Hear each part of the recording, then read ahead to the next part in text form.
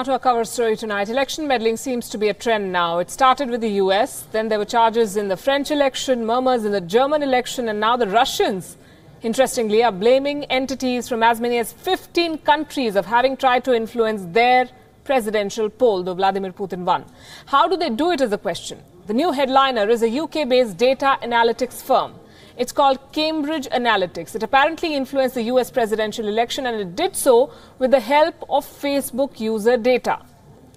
We'll come to the technology aspect of it later. The more important question at the moment is, how did this firm get access to the Facebook data of millions of users?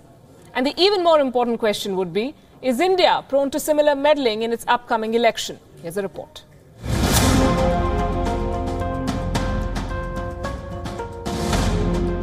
I pledge to every citizen of our land that I will be president for all Americans, and this is so important to me.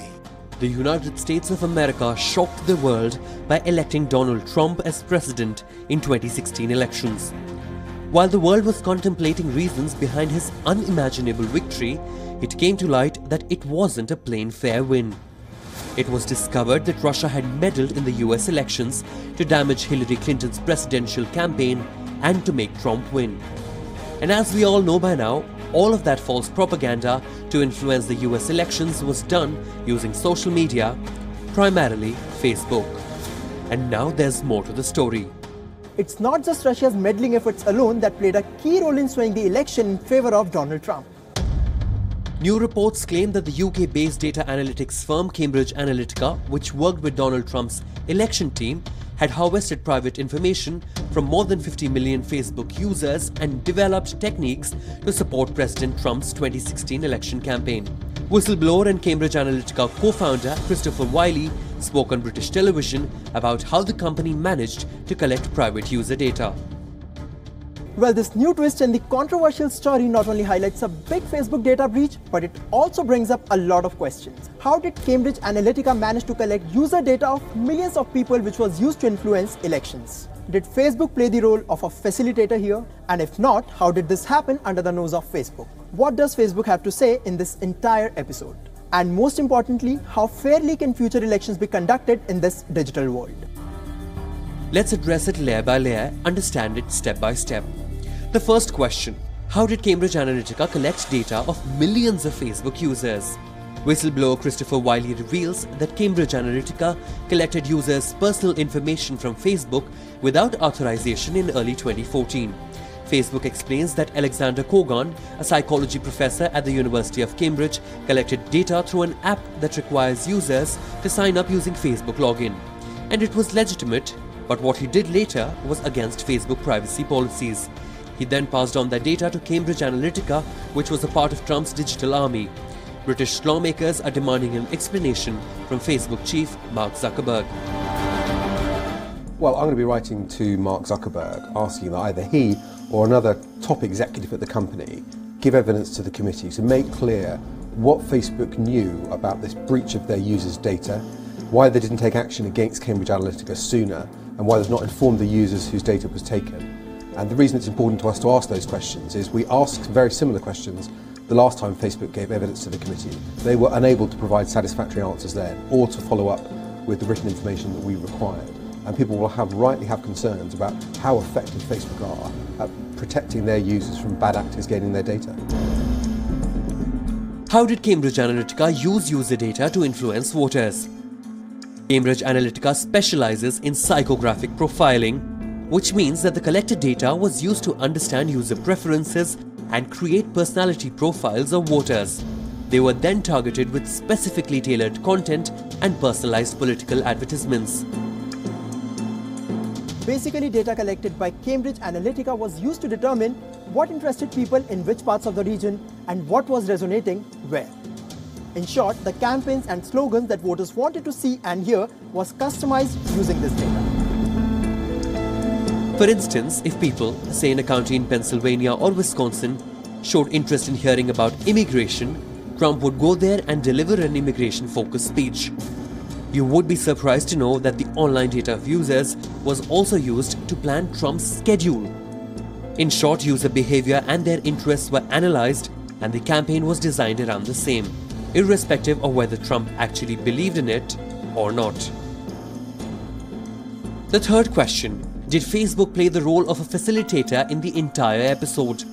No, Facebook didn't have a direct role.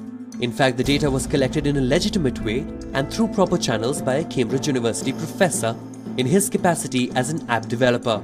But he shared the information with the firm without authorization.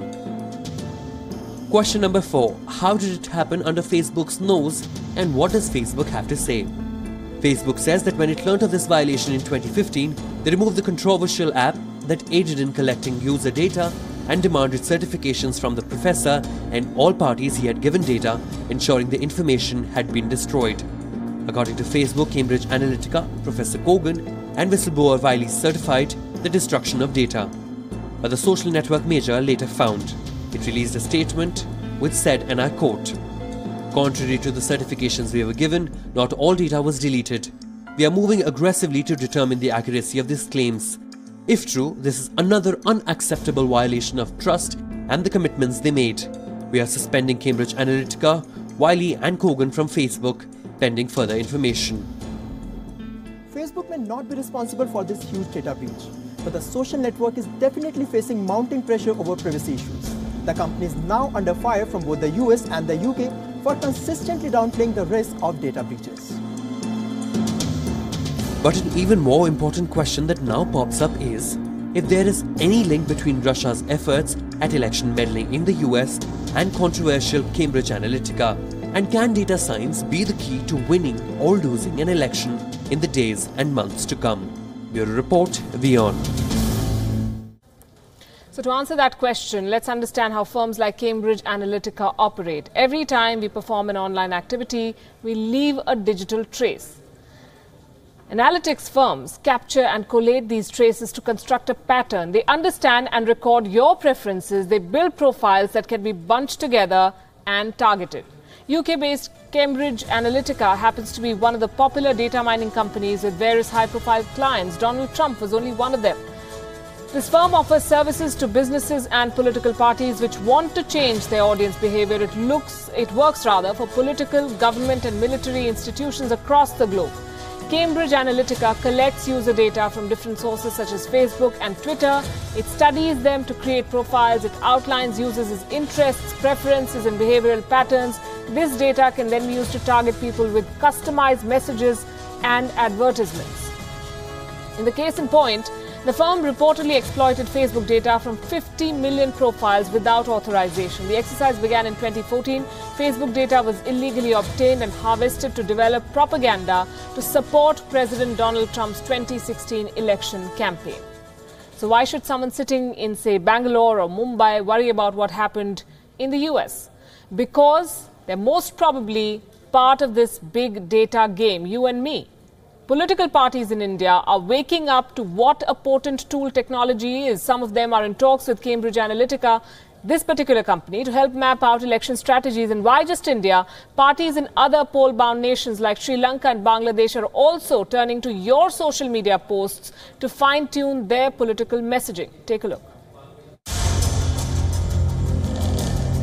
They are said to be behind Donald Trump's unexpected win in the 2016 US elections. Is the company accused of harvesting personal data without the consent of Facebook users now in talks with political parties across South Asia? Indian media reports say Cambridge Analytica's India partner OBI has held preliminary talks with both the Congress and the BJP for a potential collaboration for the 2019 Indian general elections.